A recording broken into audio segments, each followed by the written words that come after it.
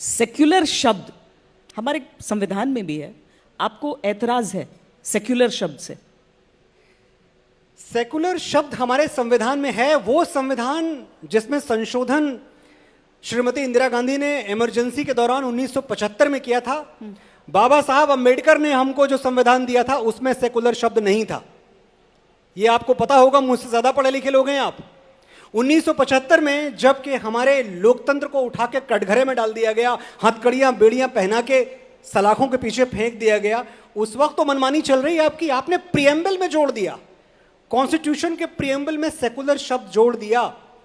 और supreme court ने भी एक बार कहा था, मैं सबको याद दिलाना चाहता हूं कि कॉन्स्टिट्यूशन का जो प्रियम्बल है उसको बदलने का अधिकार किसी सरकार को, किसी पावर को नहीं है, लेकिन वो बदला गया।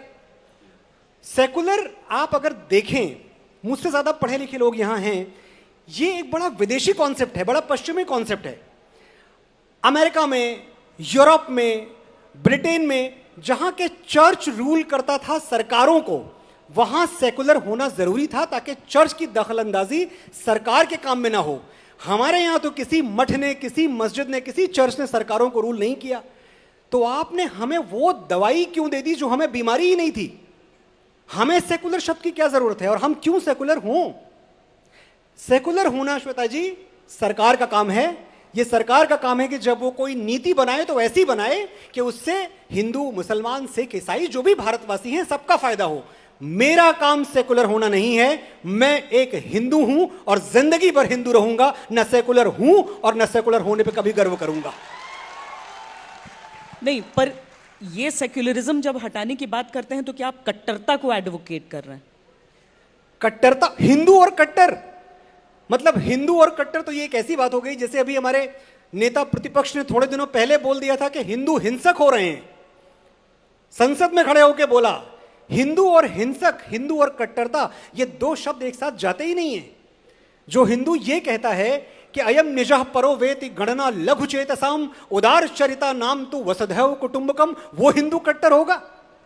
अरे सबके दुख दर्द में हम लोग दुखी होते हैं, सबके दुख दर्द में हम लोग दुखी होते हैं। कोई जागे तो कहां चैन से हम सोते हैं। चोट जिसको भी लगे टूटते तो हम ही हैं। सारी सृष्टि के लिए अपने नयन रोते हैं। परिभाषा बता रहा हूं हिंदुत्व की, जिसमें गिरती हैं सभी नदियां, वो सिंधु हैं हम। सारी दुनिया को वतन कहते हैं, हिंदू हैं हम। और आपको पूरी दुनिया में सनातन के अलावा आप कोई इतिहास उठा के दिखाएं जहां आपको ऐसे लोग मिले हों जिन्होंने प्राणी मात्र का, जानवर तक का भी आदर किया हो। मैं महाराष्ट्र से आया हूं, संत नामदेव हुए थे वहां। एक दिन संत नामदेव भोजन करने बैठे और कहीं से एक कुत्ता आया, उनकी रोटी लेके भाग गया। अगर कोई और होता तो कुत्ते के पीछे लाठी डंडा लेके भागता। संत नामदेव भागे कुत्ते के पीछे, लेकिन घी का कटोरा लेके बोले, प्रभु आज पशु रूप में मेरे द्वारे पे आ गए हो, लेकिन इतनी कृपा करो कि मेरे द्वार से सूखी रोटी खा के ना जाओ, मुझे घी तो लगा लेने दो। ऐसी करुणा, ऐसी ममता नदियों को भी जहां माता कह के बुलाते हैं, इतना आदर, इंसान तो क्या पत्थर भी पूजे जाते हैं। हिंदू कट्टर, महाराज शिवी याद आते हैं हमें। एक कबूतर के प्राण बचाने के लिए उन्होंने अपने बदन का मांस काट के तराजू के पल्ले पर रख दिया था। ऐसे लोगों को हिंसक कहा जाता है। दधीची याद आते हैं, जन कल्याण के लिए अपनी हड्डियां दान कर दी थी। महाराज दिलीप याद आते हैं, गौ माता के प्राण बचाने के लिए खुद को सिंह के मुंह में, शेर के मुंह में झोंक दिया। और हम हिंसक हैं, हम कट्टर हैं। अगर ये लग रहा हो ना श्वेता जी की बड़ी पुरानी बात कर रहे हो आप, चलो नई बात करते हैं। अभी थोड़े दिनों पहले जब श्री राम मंदिर का शिलान्यास हुआ, तो श्री राम मंदिर के शिलान्यास में जो पहली ईंट रखी गई वो बिहार के कामेश्वर चौपाल ने रखी, जो दलित और वंचित समाज से आते थे।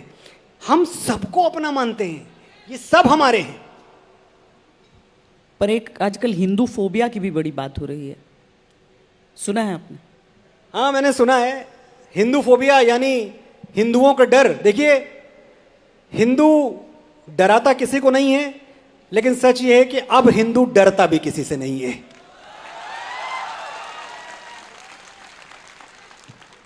इनसे, उनसे या आपसे नहीं, डरते तो हम किसी के बाप से नहीं।